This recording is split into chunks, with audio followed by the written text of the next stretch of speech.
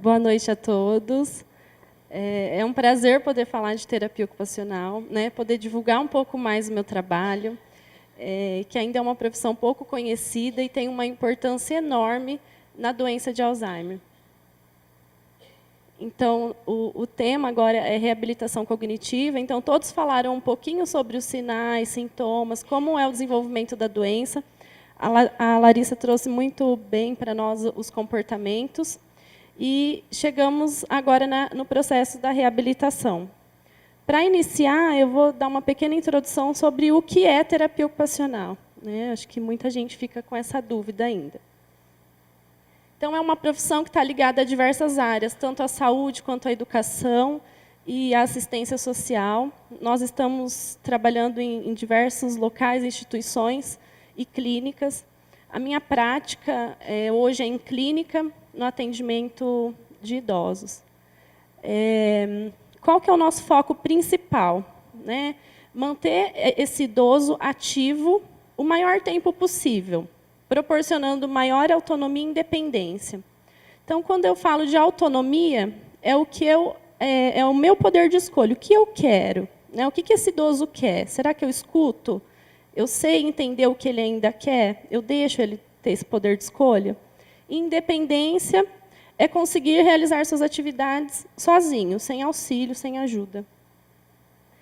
Então, nós trabalhamos com esses papéis ocupacionais, né, durante todo o processo de vida. A terapia ocupacional ela envolve uma relação triádica entre paciente, terapeuta e atividade. Um não é separado do outro. Para existir terapia ocupacional, a gente precisa de uma atividade envolvida. Pensamos que a humanidade é, em sua essência, ocupacional, né? E que precisamos aumentar o envolvimento das pessoas com demência nas ocupações que elas desejam, né? Então, quando falamos de ocupação, o que a gente lembra? Das nossas atividades da vida diária, que seria nossa alimentação, banho, vestuário, tudo que envolve a nossa vida diária, as atividades básicas, né? As atividades práticas seriam dirigir, fazer compra, ir ao mercado, pegar um ônibus, né? Tudo que envolve a vida prática. Ocupação envolve trabalho, educação, participação social, espiritualidade, lazer, né? Então, temos as ocupações envolvem uma gama de atividades.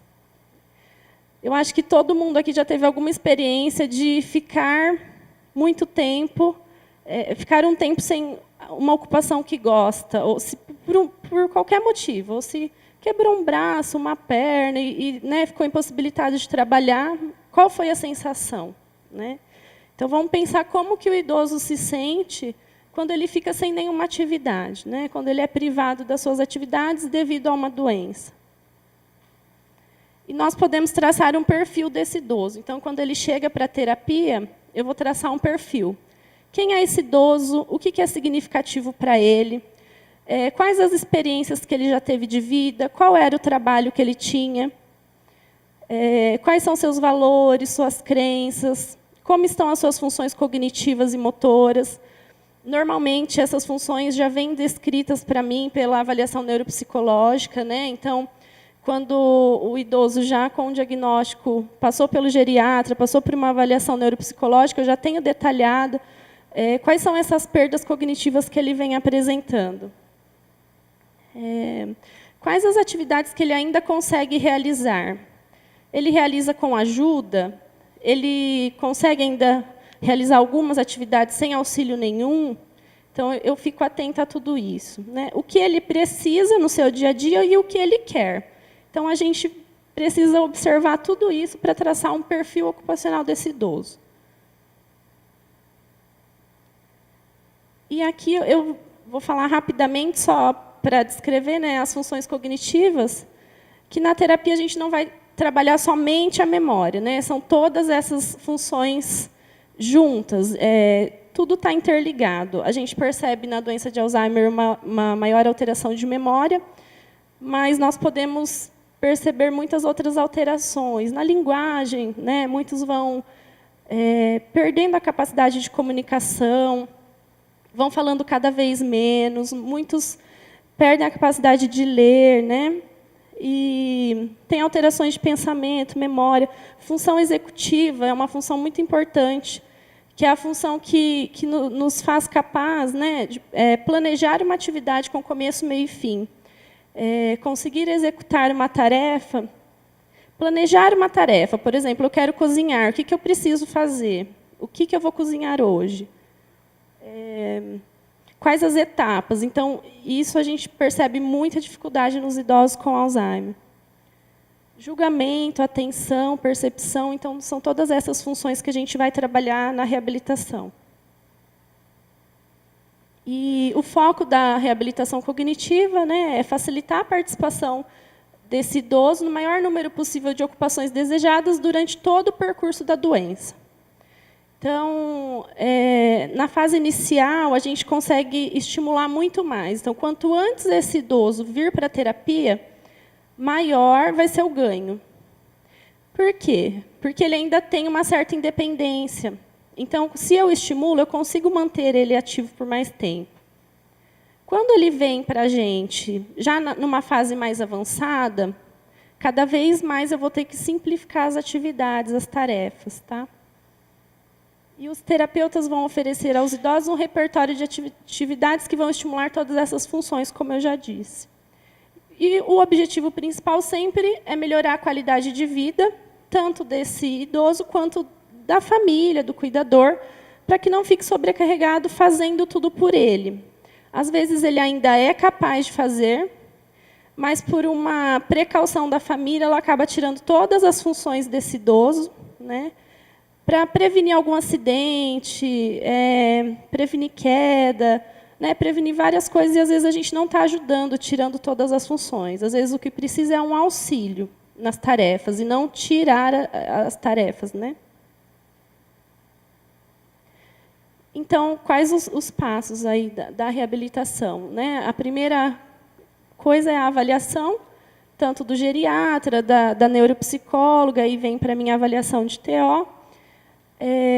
Vamos perceber todas essas capacidades físicas, sensoriais, motoras, traçar o perfil desse idoso, quem é esse idoso, o que ele quer, o que ele precisa.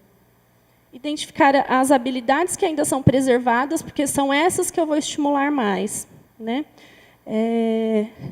Quanto mais eu estimular, por mais tempo eu vou conseguir manter essas habilidades. Projetar um ambiente facilitador. A gente trabalha muito no ambiente mesmo do idoso. No domicílio, faço muito atendimento domiciliar, né? O que dá para trabalhar na casa? O que eu posso adaptar nessa casa? Estimular essas funções para manter a capacidade funcional do idoso e engajá-lo em atividades em todas as fases da doença.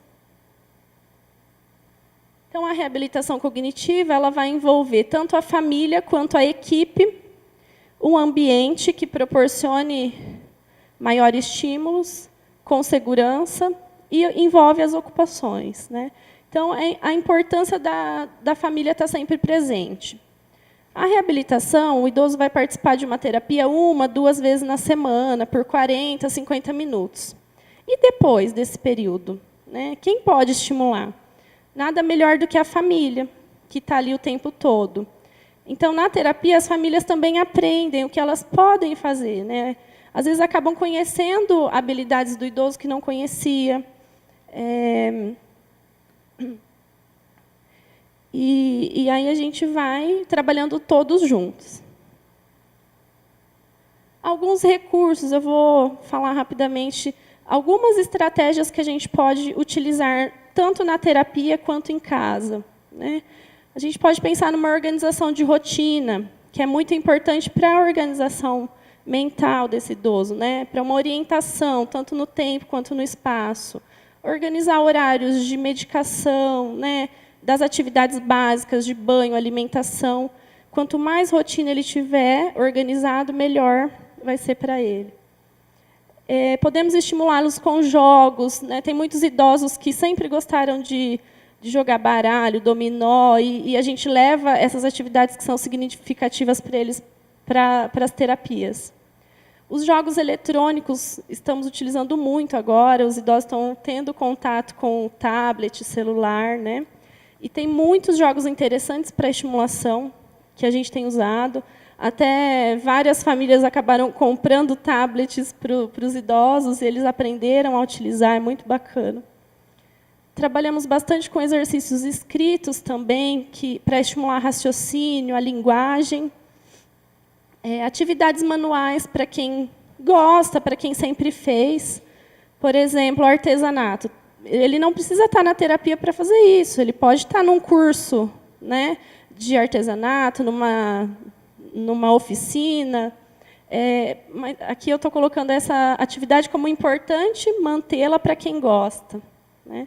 Quem sempre fez crochê e agora não lembra mais como é o ponto do crochê, não sabe mais como fazer isso, então, como que eu posso resgatar isso, né, se isso é importante para o idoso?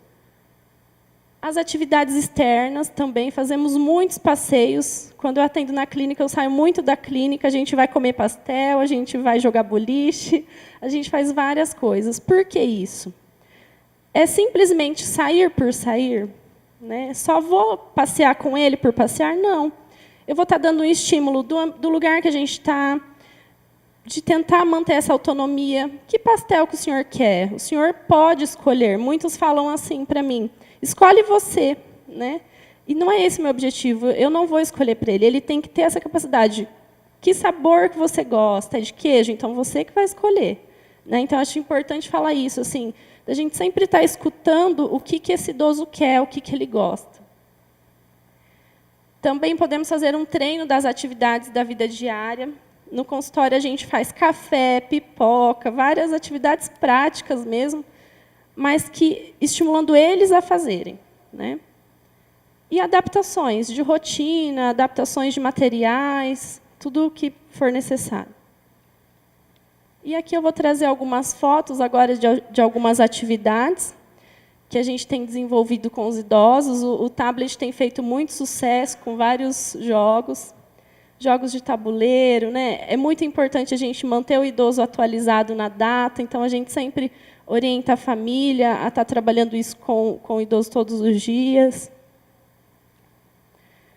Jogos diversos, como quebra-cabeça, né? Reconhecimento de figuras para trabalhar as memórias. E a gente vai graduando essas atividades de acordo com a habilidade de cada um. Né? Eu coloco preto e branco para ver se ele reconhece, depois eu coloco colorido. Eu vou parear, a fruta está pela metade, qual que é a fruta inteira, então eu vou achar o par. E, por incrível que pareça, parecem atividades muito simples, mas que têm grandes dificuldades. Tá? Aí também, reconhecimento através das sombras. Agora, com as frutas coloridas, para facilitar, quando é um idoso que já tem mais dificuldade. Aí também, né, trabalhando temas, como os meios de transporte, atividades de memória, de pareamento de cores, ditado. Muita gente começa a ter dificuldade na fala, e aí a gente percebe, na comunicação, e a gente percebe uma dificuldade na escrita também. Então, a gente acaba fazendo algumas atividades, como ditado, leitura de texto, contação de história. Aqui também, respondendo perguntas. E aqui já um caso de uma idosa numa fase bem avançada, onde ela já quase não se comunica mais, tem bastante dificuldade motora, já está difícil até para levar a alimentação na boca, porque derruba. E a gente fazendo uma atividade simples, mas que ela consegue. Porque eu não posso frustrar esse idoso, como a Larissa falou, né? Porque eu posso promover alterações de comportamento. Então, aqui ela conseguiu, e a gente nem imaginava que ela conseguiria, e ela conseguiu pintar o coração dentro do espaço. Aqui também, com lápis de cor. A gente utiliza muito a música nos atendimentos. A gente tem percebido grandes avanços assim, com a música. E como que é, realmente, como o Dr. Virgílio falou, é a última memória que a gente perde, a musical. Essa idosa ela já quase não fala, mas quando eu coloco uma atividade de música, ela consegue cantarolar no lá, lá, lá, ou assoviar, né, essa música. Então, é muito bacana. E aqui o exemplo de uma atividade externa, que é o boliche, que é muito legal, que a gente trabalha tanto a atividade cognitiva quanto motora, e que os pacientes ficam muito felizes de saírem, né, do consultório. Então, também tem essa possibilidade.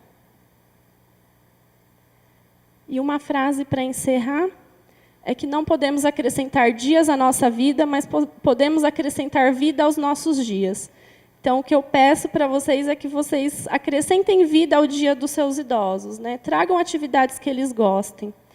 Motivem esses idosos a participarem das tarefas diárias, do que faz sentido para a vida deles. Muito obrigada.